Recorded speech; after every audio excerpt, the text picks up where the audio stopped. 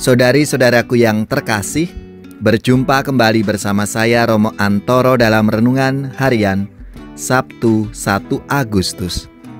Hari ini gereja memperingati Santo Alfonsus Maria de Liguori, seorang uskup dan pujangga gereja.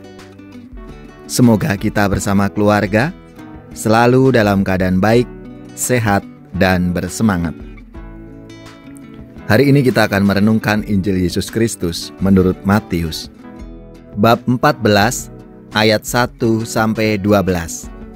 Marilah kita bersama-sama mengawali renungan kita dengan tanda kemenangan Kristus. Dalam nama Bapa dan Putra dan Roh Kudus. Amin. Pada masa itu sampailah berita-berita tentang Yesus kepada Herodes, raja wilayah. Lalu ia berkata kepada pegawai-pegawainya, "Inilah Yohanes Pembaptis. Ia sudah bangkit dari antara orang mati, dan itulah sebabnya kuasa-kuasa itu bekerja di dalamnya. Sebab memang Herodes telah menyuruh menangkap Yohanes, membelenggunya dan memenjarakannya, berhubung dengan peristiwa Herodias, istri Filipus saudaranya. Karena Yohanes pernah menegurnya, katanya, 'Tidak halal engkau mengambil Herodias.' Herodes ingin membunuhnya, tetapi ia takut akan orang banyak yang memandang Yohanes sebagai nabi.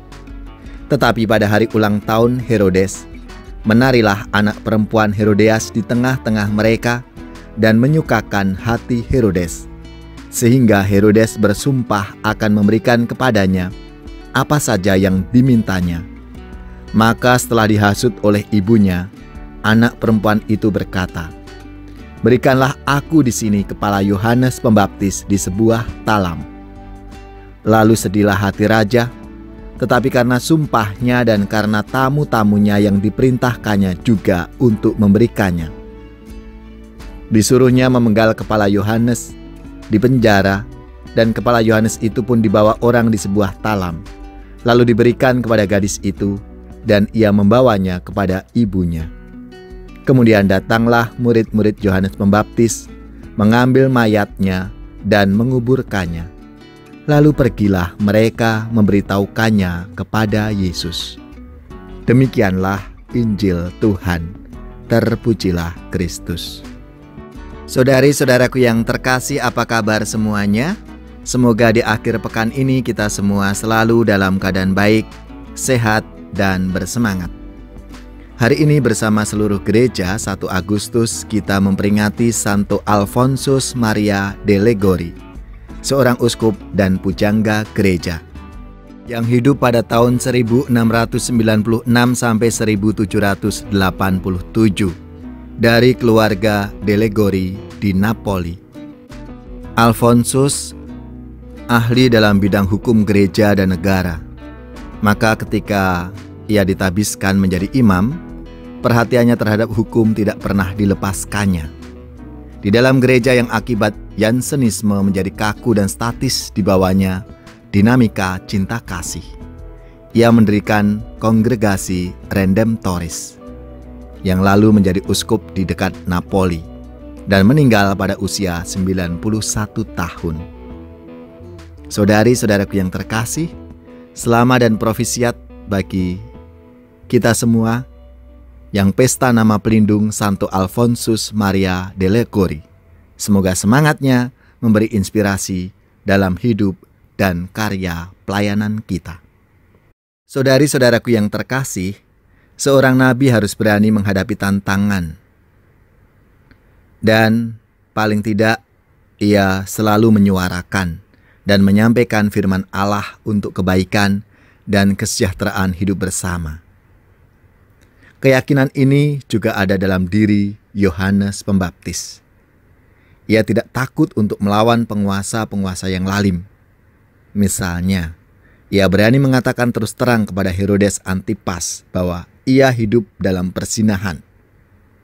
Sikap terus terang ini menyebabkan hidupnya terancam, bahkan akhirnya ia dibunuh. Kepalanya dipenggal, diletakkan di sebuah talam. Herodes melawan suara hatinya karena malu dengan tamu-tamunya. Saudari-saudaraku yang terkasih, Sikap kenabian Yohanes Pembaptis harus menjadi semangat dalam hidup kita. Ia yang berdiri tegak membela apa yang dipercayainya, tanpa mempedulikan segala risiko yang ditanggungnya. Maka sabda Tuhan hari ini mengajak kita semua untuk menjadi pribadi yang hening dalam mendengar suara hati, agar apapun sikap, kata, dan perbuatan kita berani menyuarakan kebenaran yang tidak bertentangan dengan cinta kasih. Ya Tuhan, tolonglah aku agar mau dan mampu mendengarkan dengan penuh perhatian pesan-pesan dari para nabi-Mu. Jangan biarkan aku diombang-ambing oleh tiupan angin dunia ini. Siapa yang berpegang pada sabda Tuhan dan setia mematuhinya, hidupnya mulia dalam cahaya baka, bersekutu dengan Tuhannya. Percayalah dan pegang sabdanya, hidupmu dalam Yesus sungguh bahagia.